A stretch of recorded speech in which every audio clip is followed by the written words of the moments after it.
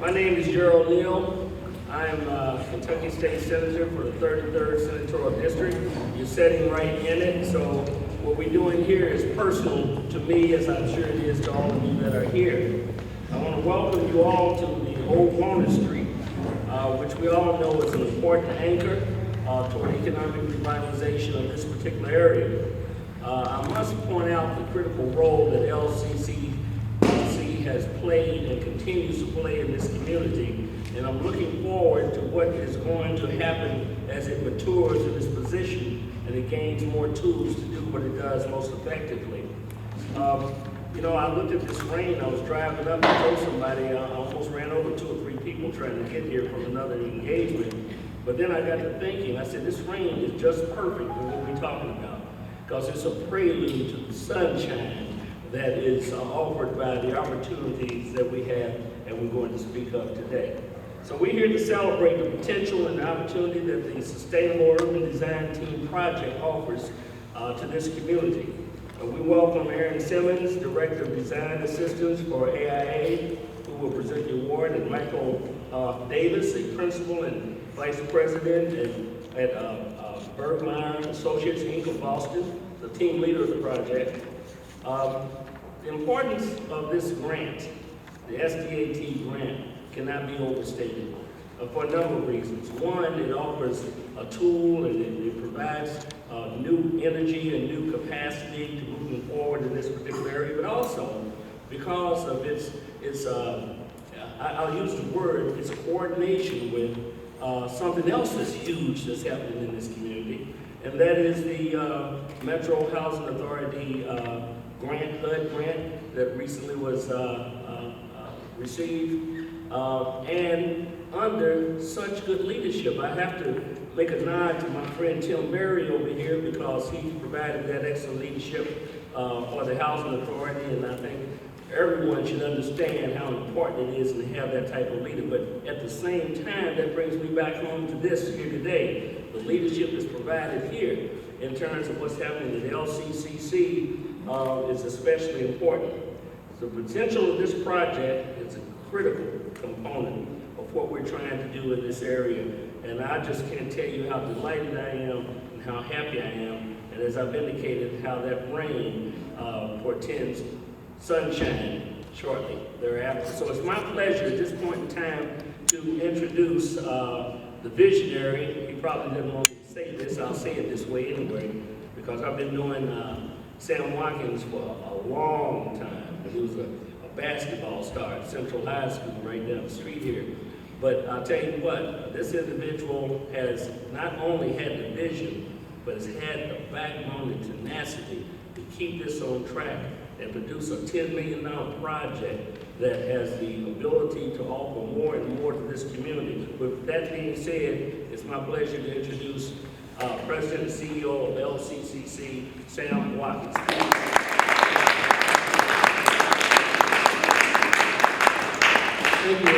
Thank you, Senator Neal. Thank you, Gerald. We do go back ways and a very proud history, indeed.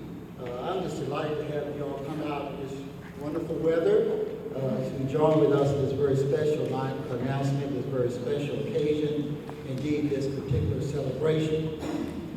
We have been working on the visioning project west of 9th Street for about really 3 years. We really began to develop it in a way that began to speak very loudly about not only our ambitions as an organization, but also a caring arms around the community that we love very dearly, and that is West Louisville, in particular the Russell neighborhood. And so as a part of this work, part of the strategy, we've always been very mindful that in addressing poverty and the systemic issues that relates to poverty, we've defined that as primarily an economic measurement. In other words, we consider that poverty is an economic or financial measurement. It is not a social measurement.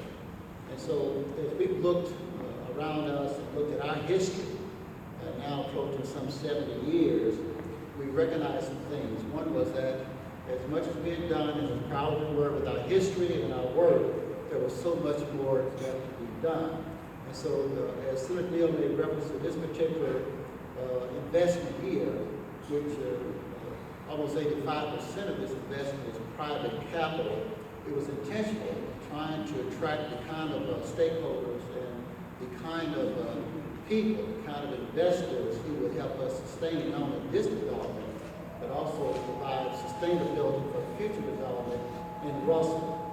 So it is with delight that we come with you this morning to share a wonderful development, this wonderful grant that we've been so honored to have been selected, and we are so thrilled to announce it with you today.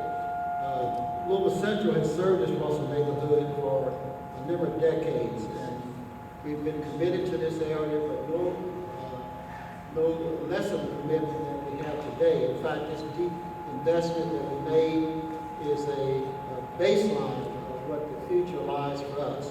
We're very hopeful, and we have a high expectation of this neighborhood and the residents who live here, and the neighborhood residents who will live here in the future.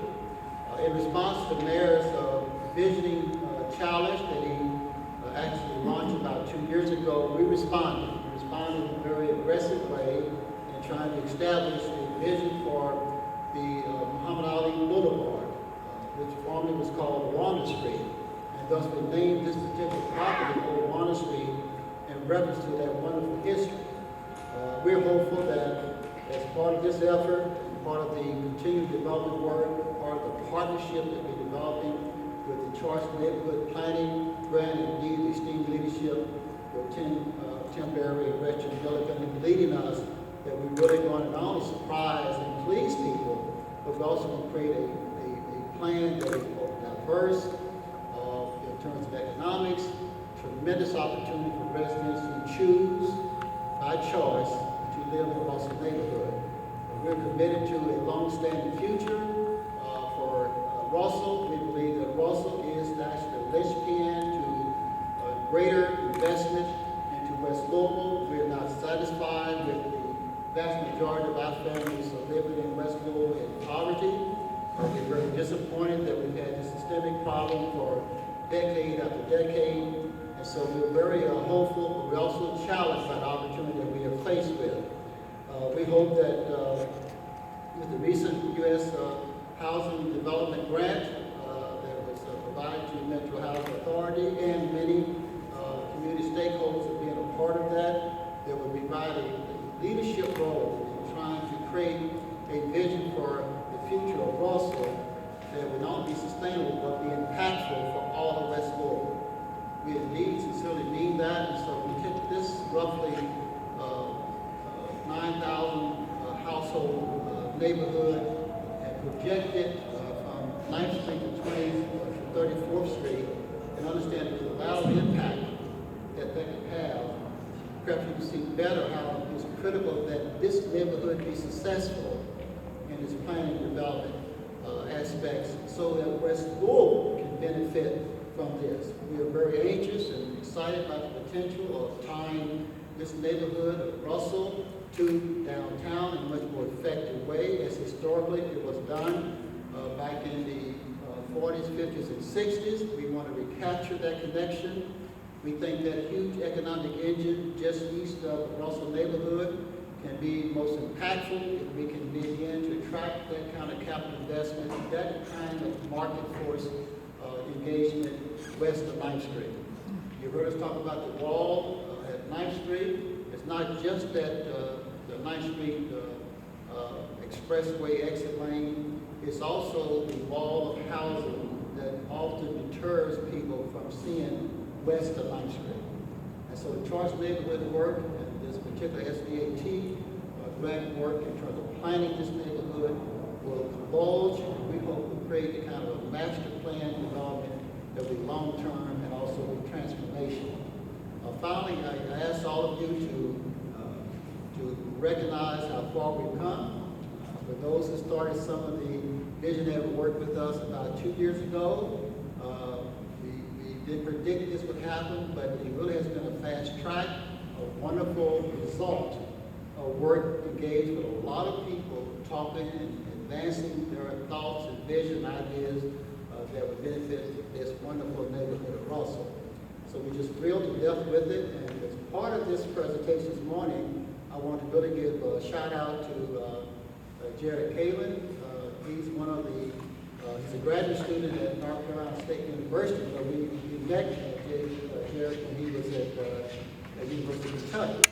They brought down a team of people from the university to help us think through and create a transformational vision piece to present this community, not only to get us thinking differently about Russell, but to see hope and opportunity to really be developed and recognized through just a visual landscape design kind of physical traction that will cause people to talk. And indeed, we did a wonderful job there, and I think we continue leadership with that. I'd like this time welcome Jared to come up and share a little bit about why he got involved with us and why he continue to work on our behalf with this wonderful grant that we're now about to receive. Thank you, Jared. Hi, my name is Jared Kalin. Thank you, Sam, for that introduction. So I started this relationship just over 2 years ago with Sam and Kevin here at LCCC, working with Ryan Hargrove at the University of Kentucky Department of Landscape Architecture, and just working with this team and this organization to create a vision for the West End of Louisville. I transitioned my studies to North Carolina State University, where I'm pursuing a master's of landscape architecture, and taking into account with my graduate studies and my graduate project, communities, looking at social resiliency, taking into account communities that can be self-sufficient, and really taking into account environmental issues. And so through North Carolina State University, I created a relationship with my associate professor, Kofi Foon, who's been involved with the AIA and their SDAT program. And so without further ado, I'd like to introduce Erin Simmons with the American Institute of Architects.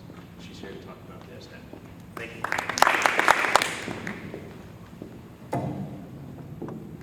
Good morning. On behalf of the AIA, the American Institute of Architects, and the Center for Communities by Design, it is my distinct pleasure to formally accept the West of Ninth community into our 2015 cycle of Sustainable Design Assessment Team projects. SDATs bring together teams of multidisciplinary volunteer professionals to communities to work with local residents, stakeholders, officials, decision makers to ultimately come up with a vision plan for the future for that community.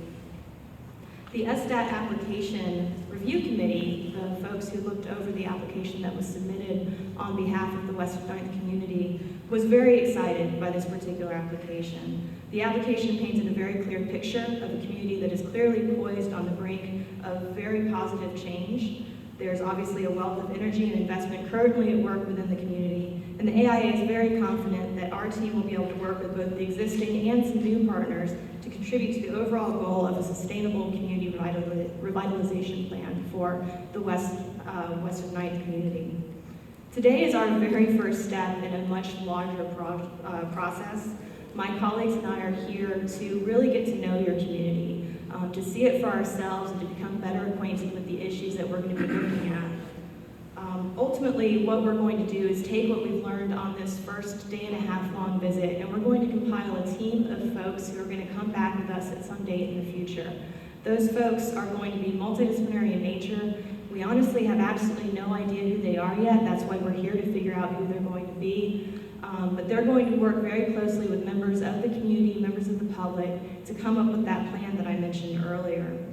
At this point, while we do not know who those folks are going to be, who those team members are going to be, what we do know is that we have an SDAT veteran who has agreed to serve as the team leader for this project. So we are also very, very excited to announce that Mike Davis, who is an architect out of Boston, Massachusetts, and who has served on a number of projects with us in the past, has agreed to go ahead and take on this project and will be working with us to come up with that team and will be joining us again later on in the year when we bring those folks back.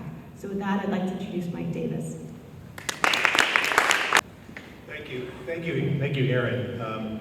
It didn't quite go like that. I had to fight 3 or 4 other people off to get this assignment. So let's get to the make sure we get this right. Yeah, my name is Mike Davis. I'm an architect practitioner at Bergmeyer Associates in Boston.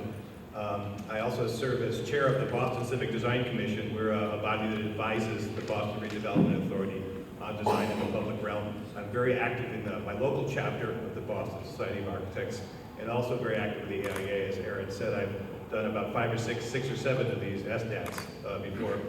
Recently at the Laney Walker Bethlehem neighborhood in Augusta, Georgia, and in DeKalb County outside of Atlanta, Georgia. And we are getting increasingly excited, I just got off the plane last night, and now I'm starting to come up to speed on what West of 9 is, on what the Russell neighborhood is, and what the opportunities are here. And we're getting very, very excited about the potential for this project. Now, we are going to be a catalyst for you.